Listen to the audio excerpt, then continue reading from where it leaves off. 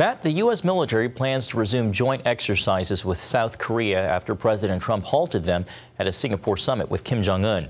As CBN national security correspondent Eric Rosales explains, some believe it's another sign prospects for a nuclear agreement are fading. The United States suspended a number of military exercises with South Korea amid the ongoing negotiations with North Korea and the Singapore summit. But now Secretary of Defense James Mattis tells CBN News those exercises are back on. We took the step to suspend several of the largest exercises as a good faith measure coming out of the Singapore summit.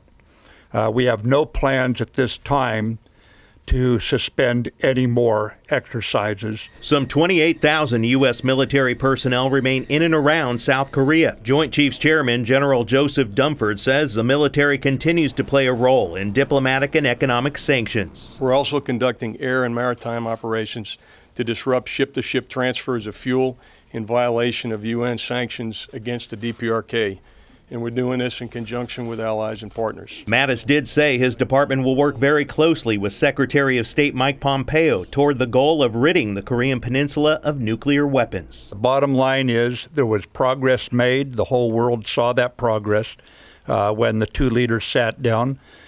We also knew very clearly this was going to be a long and challenging effort to negotiate this away. As you know, that war began in 1950 and has never ended. This comes as CBN News learned after North Korean officials sent a letter to President Trump telling him that denuclearization talks were, quote, again at stake and may fall apart. The president reportedly called off Pompeo's trip there after receiving the letter. Since this is all riding on Secretary Pompeo's shoulders, prefer to leave the State Department in the position to answer these questions. We stay in a supporting role.